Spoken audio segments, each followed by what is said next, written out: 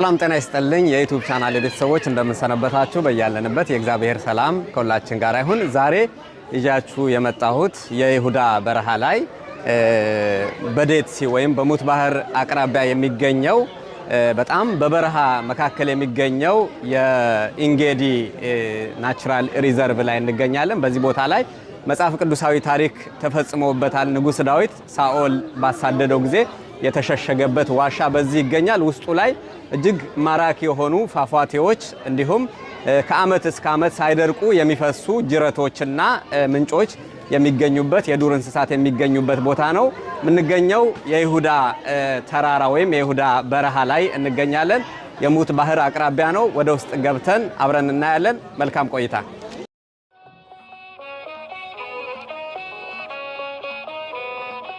ይህ የምትመለከቱት በሙት ባህር አቅራቢያ ላይ የምትገኘዋን የኢንጌዲ ናቹራል ሪዘርቭ ነው።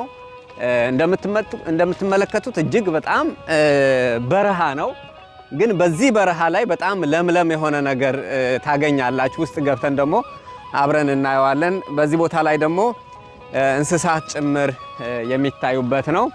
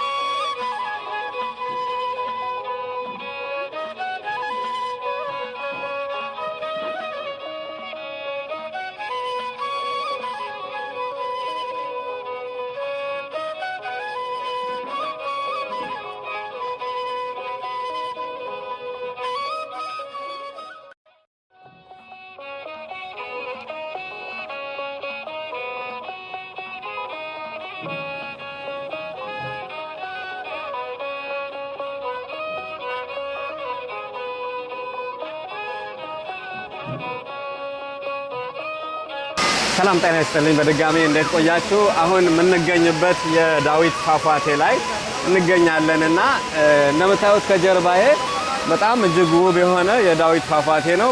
የዳዊት ፏፏቴ ስናስበው ግን እንደው ተራ ውሃ ብቻ ሳይሆን የመጽሐፍ ቅዱስ ታሪክ አንደኛ ሳሙኤል ምዕራፍ 24 ላይ የተፈጸመበት ታሪክም እዚህ ቦታ ላይ ነው። ንጉሥ ዳዊት ሳኦል ባሳደደው ጊዜ የተሸሸገባቸው ዋሻዎች በዚህ ቦታ ላይ ይገኛሉ ማለት ነው። እንዲሁም ከክርስቶስ ልደት በፊት ብዙ አባቶች ባህታውያን ዓለምን ጥለው በእግዚአብሔር ፍቅር ተቃጥለው በዚህ በኢንጌዲ በረሃ ላይ መጥቶ ይጸልዩ እግዚአብሔርም ያመሰግኑ ነበር። ንጉሥ ዳዊትም በዚህ ቦታ ላይ እግዚአብሔር አመስግኖበታል። ለእግዚአብሔርም መዝሙር ዘምሮበታል ማለት ነው። እንደምታዩት በጣም በረሃ የሆነ ስፍራ ነው። ግን በዚህ በረሃ ላይ ይህን የሚመስል ማራኪ የሆነ አመት ለአመት የማይቆም ማለት ነውና የሚፈስ ምንጭ ታያላችሁ። የእግዚአብሔር የቸርነቱ ነገር እጅግ የምናደንቅበት ስፍራ ነው። አሁን ደግሞ ውስጥ ገብቼ ስጠመቅ አብራችሁ ታያላችሁ። መልካም ቆይታ።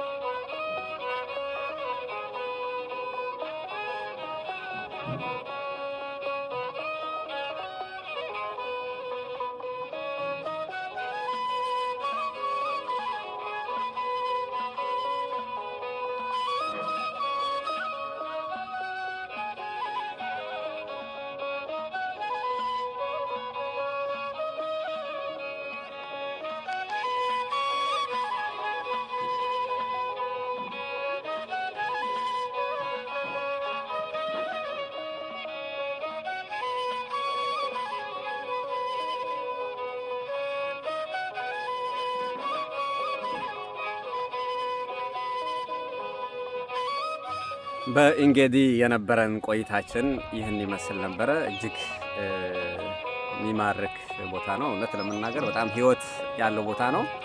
በዚህ ቦታ ላይ የእግዚአብሔር ቸርነቱ ስራ የምታዩበት አይታችሁ የምታደንቁበት ቦታ ነው። ልም ያለ በረሃ ውስጥ ነው። ግን በዚህ በረሃ ውስጥ ይህን የመሰለ አመት ከአመት ማይደርቅ ፏፏቴ ያለበት፣ በእርግጥ ወደ ላይም ሌላም ፏፏቴዎች አሉ። እኛ ይሄኛው ፏፏቴ ብቻ ነው ያየነው። ይህን ይመስል ነበረ። አሁን ቀጣይ ጉዞ ወደ ሙት ባህር ይሆናል። ይህ ቦታ ላይ እውነት ለመናገር የምህረት የይቅርታን ቦታ ነው። ንጉሥ ዳዊት ሳኦል ሊገለው ሲያሳድደው በዚህ ባሉ በእንጌዲ ባሉ ዋሻዎች መጥቶ ተደብቆ ተሸሽጎ ነበርና ኋላም ንጉሥ ሳኦል እየፈለገው እሱ ወዳለበት ዋሻ ገብቶ ነበርና ከንጉሥ ዳዊት የነበሩ ሰዎች አብሮት የነበሩ የዳዊት ሰዎች እነሆ እግዚአብሔር ጠላትን በእጅ አሳልፎ ሰጥቷልና ግደለው ብለውት ነበረ። ነገር ግን ንጉሥ ዳዊት እግዚአብሔር እንደ ልብ ያለው ነውና እግዚአብሔር በቀባው ላይ እጄን አላነሳም ብሎ ለንጉሥ ሳኦል የልብሱን ዘርፍ ብቻ ቆርጦ ወስዶበት ምሕረት አድርጎለታልና እዚህ ድንቅ ቦታ ነው። ይሄ ቦታ ከክርስቶስ ልደት በፊትም ብዙ ባህታውያን አባቶች ዓለምን ጥለው በእግዚአብሔር ፍቅር ተቃጥለው በዚህ ዋሻዎች መጥቶ ይጸልዩ እንደነበረ የታሪክ ተመራማሪዎች ይናገራሉ ማለት ነው። ድንቅ ስፍራ ነው። ዛሬ በእስራኤል የተፈጥሮ ሀብት ተመዝግቦ እናገኘዋለን። በዚህ ጉዞ ላይ እንደተደሰታችሁ ተስፋ እናደርጋለን። የዩቲዩብ ቻናሌን ሰብስክራይብ አድርጋችሁ የደወል ምልክቱ ተጭናችሁ የሚለቀቁትን ቪዲዮዎች እንድታዩ እጋብዛለሁኝ። በቀጣይ የት መጎብኘት ትፈልጋላችሁ? ኮሜንት ላይ ጻፉልኝ። አብረን እንጎበኛለን። መልካም ቆይታ። ዳዊትም ከዚያ ወጥቶ በአይን ጋዲ በጠባብ ቦታ ተቀመጠ። ሳኦልም ፍልስጤማውያንን ከማሳደድ ከተመለሰ በኋላ እነሆ ዳዊት በአይን ጋዲ ምድረ በዳ አለ ብለው ነገሩት። ሳኦልም ከእስራኤል ሁሉ የተመረጡትን 3000 ሰዎች ወሰደ። ዳዊትንና ሰዎቹንም ለመፈለግ ዋሊያዎች ወደሚታደኑባቸው አለቶች ሄደ። በመንገድም አጠገብ ወዳሉት የበጎች ማደሪያ ወጣ። በዚያም ዋሻ ነበረ። ሳኦልም ወገቡን ይሞክር ዘንድ ወደዚያ ዋሻ ገባ። ዳዊትና ሰዎቹም ከዋሻው በውስጠኛው ቦታ ተቀምጦ ነበረ። የዳዊትም ሰዎች እነሆ ጠላትህን በእጅ አሳልፌ እሰጠዋለሁ፣ በዓይንህ ደስ የሚያሰኝህን ታደርግበታለህ ብሎ እግዚአብሔር የነገረ ቀን እነሆ ዛሬ ነው አሉት። ዳዊትም ተነስቶ የሳኦልን መጎናጸፊያ ዘርፍ በቀስታ ቆረጠ። ከዚያም በኋላ እንዲህ ሆነ፣ የሳኦልን የልብሱን ዘርፍ ስለቆረጠ የዳዊት ልብ በሐዘን ተመታ። ዳዊትም ሰዎቹን እግዚአብሔር የቀባው ነውና እግዚአብሔር በቀባው በጌታዬ ላይ እንዲህ ያለውን ነገር አደርግ ዘንድ እጄንም እጥልበት ዘንድ እግዚአብሔር ከእኔ ያርቀው አላቸው። ዳዊትም በዚህ ቃል ሰዎቹን ከለከላቸው። በሳኦልም ላይ ተነስቶ ይገድሉት ዘንድ አልፈቀደላቸውም። ሳኦልም ከዋሻው ተነስቶ መንገዱን ሄደ። ከእርሱም በኋላ ዳዊት ደግሞ ተነሳ፣ ከዋሻውም ወጣ። ከሳኦልም በኋላ ጌታዬ ንጉሥ ሆይ ብሎ ጮኸ። ሳኦልም ወደ ኋላው ተመለከተ። ዳዊትም ወደ ምድር ተጎንብሶ እጅ ነሳ።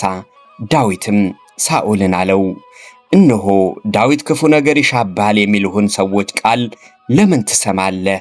እነሆ ዛሬ በዋሻ ውስጥ እግዚአብሔር በእጅ አሳልፎ እንደሰጠ ዓይንህ አይታለች። አንተንም እንድገድልህ ሰዎች ተናገሩኝ። እኔ ግን በእግዚአብሔር የተቀባ ነውና እጄን በጌታዬ ላይ አልዘረጋም ብዬ እራራሁልህ። እነሆ የልብስህ ዘርፍ በእጄ እንዳለ ተመልክተህ ወቅ። የልብስህንም ዘርፍ በቆረጥሁ ጊዜ አልገደልሁህም። ስለዚህ በእጄ ክፋት በደልና ክዳት እንደሌለ አንተንም እንዳልበደልሁ እወቅ። አንተ ግን ነፍሴን ልታጠፋ ታጠምዳለህ። እግዚአብሔር በእኔና በአንተ መካከል ይፍረድ። እግዚአብሔርም አንተን ይበቀልልኝ፣ እጄ ግን በአንተ ላይ አትሆንም። የጥንት ምሳሌ ከኃጢአተኞች ኃጢአት ይወጣል እንደሚል እጄ ግን በአንተ ላይ አትሆንም። አሁንም የእስራኤል ንጉሥ ማንን ለማሳደድ ወጥተሃል? አንተስ ማንን ታሳድዳለህ? የሞተው ውሻን ታሳድዳለህን? ወይስ ቁንጫን ታሳድዳለህ? እንግዲህ እግዚአብሔር ዳኛ ይሁን፣ በእኔና በአንተ መካከል ይፍረድ። አይቶም ለእኔ ፍረድ፣ ከእጅህም ያድነኝ። እንዲህም ሆነ፣ ዳዊት ይህን ቃል ለሳኦል መንገር በፈጸመ ጊዜ ሳኦል ልጄ ዳዊት ሆይ ይህ ድምፅህ ነውን? አለ። ሳኦልም ድምፁን ከፍ አድርጎ አለቀሰ።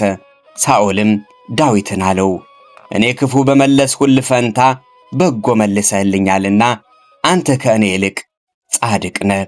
እግዚአብሔርም ዛሬ በእጅ አሳልፎ ሰጥቶኝ ሳለ አልገደልኸኝምና ለእኔ መልካም እንዳደረክልኝ ለእኔ ነገርኸኝ። ጠላቱን ተቸግሮ አግኝቶ በመልካም መንገድ ሸኝቶ የሚሰድ ማን ነው? ስለዚህ ለእኔ ስላደረግከው ቸርነት እግዚአብሔር መልካሙን ይመልስልህ። አሁንም እነሆ አንተ በእርግጥ ንጉሥ እንድትሆን የእስራኤል መንግሥት በእጅህ እንድትጸና እኔ ያውቃለሁ። አሁን እንግዲህ ከእኔ በኋላ ዘሬን እንዳትነቅል ከአባቴም ቤት ስሜን እንዳታጠፋው በእግዚአብሔር ማልልኝ።